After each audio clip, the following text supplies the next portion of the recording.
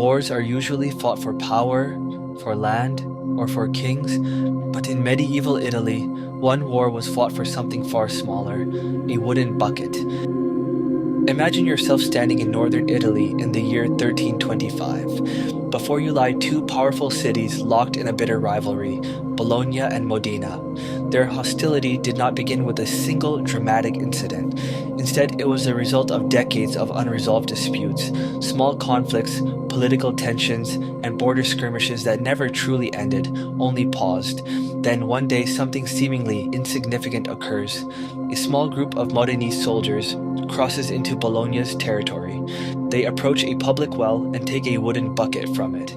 There are no deaths, no fighting, no immediate retaliation. They simply leave, as casually as they arrived. To a modern observer, this might sound absurd. Why would anyone care about a wooden bucket? But in the 14th century, for the people of Bologna, this act was a direct and public insult. A public well was far more than a source of water. It was a symbol of communal life, civic authority, and control over shared urban space. By taking the bucket, Modena was making a statement. They could enter Bologna's land whenever they wished, take what they wanted, and walk away unchallenged. For Bologna, ignoring this act was not an option, not because the bucket itself had any material value, but because of what it represented politically. Bologna's authority was already under strain, especially in the border villages where loyalty was beginning to waver. If this humiliation went unanswered, those communities might conclude that Bologna was no longer capable of defending its own territory. At that moment, a long simmering conflict finally crossed the line into open confrontation. Bologna responded by mobilizing a massive army, determined to demonstrate that its power and prestige were still intact. Modena, meanwhile, had been expecting this reaction for years. They prepared carefully, choosing to meet their enemy on terrain they understood better than anyone. What followed was not a war sparked by a single stolen object, but the violent release of tensions that had been building for generations. And it is here, at this turning point, that the story of the Battle of Zappolino truly begins. In early 14th century northern Italy, Bologna and Modena were separated by little more than distance, but divided by almost everything else. Bologna saw itself as a city of law, learning, and papal order. Modena defined itself through loyalty, arms, and imperial authority. Bologna was a Guelph city. It stood firmly on the side of the Pope. Its leaders believed power should be exercised through institutions, courts, councils, written law, and visible civic control. The University of Bologna trained jurists who shaped legal thought across Europe. In Bologna, legitimacy was something you could write down, stamp, and enforce. Modena, by contrast, was a Ghibelline city. Its allegiance lay with the Holy Roman Emperor. Authority there was more personal, more martial, and more direct. Power was demonstrated not through legal documents, but through walls, banners, and armed men. Modena trusted strength more than procedure. To Bologna's officials, Modena appeared reckless. To Modena's rulers, Bologna looked fragile. Bologna valued order. Modena valued defiance. Bologna believed stability came from obedience to a higher authority, the papacy. Modena believed independence came from resisting it. Even daily life reflected this divide. Bologna's public spaces were carefully regulated, watched, and administered. Wells, markets, and streets were symbols of governance. Modena treated such spaces less as symbols and more as practical assets, useful but replaceable. This difference shaped how each city interpreted provocation. When Modena crossed into Bologna's territory and took a wooden bucket from a public well, Modena likely saw it as a minor act, a bold gesture, perhaps, but nothing more. Bologna saw something else entirely. To Bologna, the bucket was not an object. It was authority made visible, and its removal was a declaration that Modena did not respect Bologna's rule, nor the papal order that sustained it. In short, Bologna believed power came from being recognized as legitimate. Modena believed power came from showing it could not be ignored. The tragedy was that both were right, within their own worlds, and when those worlds collided, the result was not debate, negotiation, or compromise. It was war.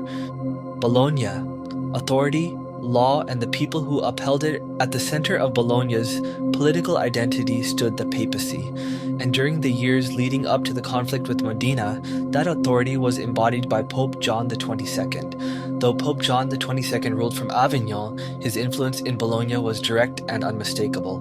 Bologna was not merely allied with the papacy, it governed in the Pope's name. For Bologna, Pope John XXII represented ultimate legal authority, moral legitimacy, and international recognition. His support allowed Bologna to claim that its laws, borders, and institutions were not just local decisions, but part of a universal Christian order. To the citizens of Bologna, papal authority meant predictability. Contracts were enforceable, courts carried weight, and the city's status was recognized across Europe. However, this legitimacy depended on symbols being respected. Any challenge to Bologna's authority was, by extension, a challenge to papal order itself.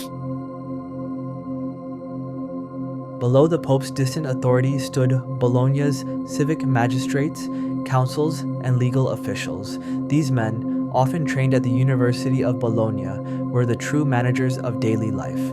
Their responsibilities included administering justice through written law, regulating markets and guilds, maintaining public spaces such as roads, gates, and wells, collecting taxes, and enforcing decrees.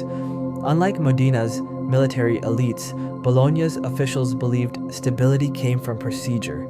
Power was something to be documented, debated, and publicly displayed through orderly governance. Although Bologna was not a purely militaristic city, it still relied on commanders and captains to defend its authority when law failed.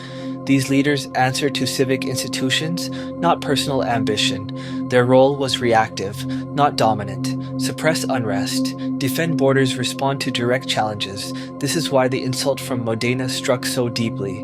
When a small Modenese force entered Bologna's territory and removed a bucket from a public well, Bologna's leaders saw more than provocation. They saw law being ignored, and for a city built on legality, that was intolerable. Modena stood as a stronghold of the Ghibelline faction, loyal to the Holy Roman Emperor rather than the Pope. Unlike Bologna, which built its authority on legal institutions and papal legitimacy, Modena grounded its power in military strength, imperial alliances, and strategic resilience. For Modena's leaders, survival in a politically fractured Italy depended not on recognition, but on deterrence and readiness. Louis IV of Bavaria, 1282 to 1347, was one of the most controversial rulers of the Holy Roman Empire in the 14th century. His reign was defined not by stability, but by open confrontation with the papacy. In 1314, Louis was elected Holy Roman Emperor without papal approval. This alone made his rule explosive. When Pope John XXII refused to recognize him, Louis did not submit.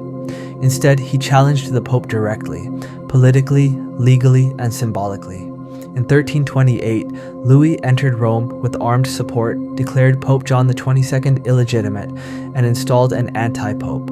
This was an unprecedented move that sent a clear message across Italy. Imperial authority did not require papal permission. For cities like Modena, Louis IV became more than an emperor. He became proof that papal power could be resisted. Under Louis IV's shadow, imperial-aligned cities believed they could govern, defend themselves, and confront papal cities without being rebels. Loyalty to the emperor offered legitimacy through power, not recognition. Louis IV died in 1347, but the political damage was already done. By openly defying the Pope, he fractured the idea of a single, unquestioned authority in medieval Italy. And that fracture is exactly where conflicts like Bologna versus Modena were born. Louis IV reshaped the map of power from afar. With a crown, a claim, and an empire, he shattered the illusion that papal authority was absolute. But empires do not fight wars from thrones. They fight them through men. Imperial legitimacy could challenge Rome in words and decrees, but when banners moved, when borders were crossed, and when swords were drawn, legitimacy needed something more brutal. It needed muscle. It needed discipline. It needed someone who could act without waiting. In northern Italy, Louis IV did not rule directly. He delegated survival. and among the Ghibelline cities, one name carried weight where imperial proclamations could not. Passerino Bonacolsi. Where Louis IV dared to defy the Pope, Bonacolsi ensured that defiance did not end in collapse. He did not speak in theology. He spoke in fortifications, marching orders, and armed men. Imperial authority gave Modena the right to stand. Passerino Bonacolsi made sure it could remain standing. And that is why, in this moment of rising tension, one of the most influential figures tied to Modena was Passerino Bonacolsi, Lord of Mantua.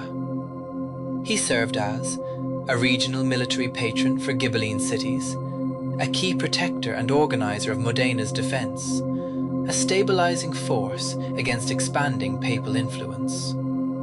His contribution to Modena included strengthening city defenses, coordinating troop movements, preserving Modena's autonomy in a volatile political landscape. To the people of Modena, Bonacolsi symbolized security through power.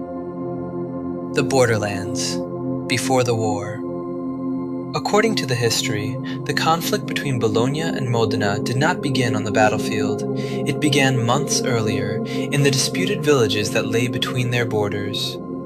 Before open war erupted, Bologna moved to secure these gray zone settlements through administrative control rather than direct conquest.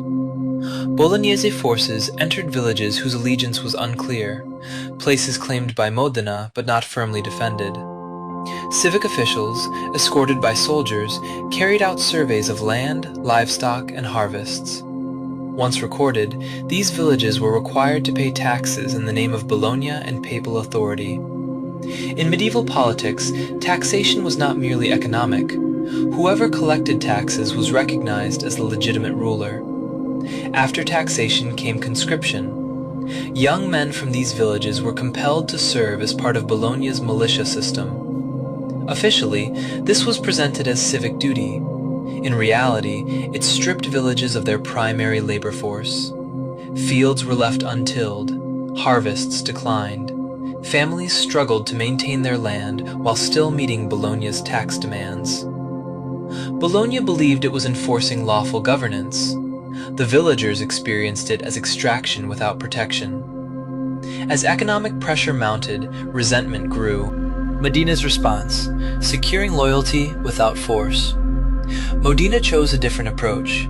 Instead of launching immediate military reprisals, Modena sent Ghibelline nobles to reside in or near these same villages. These men did not arrive as conquerors, but as administrative guarantors of imperial protection. They brought seals, documents, and authority tied to the Holy Roman Empire. Their presence offered villages an alternative form of legitimacy, one that did not immediately demand taxes or conscript young men. By accepting these nobles, villages effectively placed themselves under Modena's protection. To Bologna, this was treason. Villages that delayed tax payments, resisted conscription, or accepted imperial administrators were now labeled disloyal. What had once been contested territory was redefined as hostile ground. At that point, compromise disappeared. The shift toward Modena. As war drew closer, villagers made a pragmatic choice. They began supplying Modena. Food, grain, wine, livestock, and shelter were quietly provided to Modenese forces. Roads were opened. Information flowed. Support was given not out of ideology, but necessity. Bologna had taken their taxes and their sons. Modena had left their fields intact. When the armies finally marched toward Zappolino, Modena did not move alone. It advanced with the quiet backing of the countryside. And that support, built before a single battle was fought, would shape the outcome of the war. The symbolic retaliation, Modena's answer to Bologna. According to historical records, Modena's seizure of the wooden bucket was not the beginning of the conflict, but a response to sustained pressure from Bologna. From Modena's perspective, the act served two purposes. First, it demonstrated restraint. Modena was showing that it could respond to Bologna's pressure without escalating directly to war. Second, it exposed Bologna's vulnerability. If Bologna failed to respond, its legitimacy, especially in the eyes of wavering border villages, would suffer. After the bucket was taken, the conflict moved rapidly toward open war. The symbolic phase ended. Mobilization began, and within months, the two cities met on the battlefield near Zappolino. The bucket did not start the war. It marked the moment when political pressure turned into open confrontation. The Battle of Zappolino: Strategy, Outcome, and Cost. Finally, on November 15th, 1325, the confrontation between Bologna and Modena was decided near the village of Zappolino. Bologna arrived with overwhelming force. Historical accounts place its army at around 30,000 men, drawn from urban militias and allied territories. The size of the army was meant to be a statement of authority, legitimacy, and inevitability. Modena, by contrast, fielded approximately 7,000 troops. The imbalance was extreme, but the battle would not be decided by numbers. Modena's commanders, including Passerino Bonacolsi, understood that meeting Bologna on open ground would negate any chance of success. Instead, they chose terrain near Zappolino that restricted movement and limited Bologna's ability to deploy its massive force. What should have been an advantage quickly became a liability. Modena's infantry was deployed to hold firm and absorb pressure, maintaining cohesion rather than advancing recklessly. Cavalry units were kept disciplined and reserved, waiting for the moment when Bologna's formation began to lose coordination. That moment came quickly. As Bologna advanced, its size worked against it. Units moved unevenly, orders failed to travel across the vast formation, and gaps began to appear. Modena acted decisively. Controlled cavalry strikes exploited the disorder, turning confusion into collapse. The battle was short. Within hours, Bologna's army broke and retreated. The defeat was not defined by prolonged fighting, but by the sudden loss of cohesion. Once panic spread, the army could not recover. Casualties followed that collapse. Historical sources do not provide exact figures, but most estimates agree on the general scale of losses. Bologna suffered the heavier cost. Approximately 1,000 to 2,000 men did not survive the battle, with several thousand more wounded or captured, many during the chaotic retreat rather than the initial clash. Modena's losses were significantly lower, likely several hundred men, incurred primarily during the opening engagements before Bologna's line gave way. The battle did not become a massacre because Modena did not pursue aggressively. Victory had already been secured, and discipline prevented overextension. What Bologna lost was not territory, but authority. A city that relied on legitimacy and numbers had been defeated by one that relied on preparation and control. The psychological impact far outweighed the physical destruction. The battle ended in hours. Its consequences lasted generations. For the eagle! Raise it high to victory!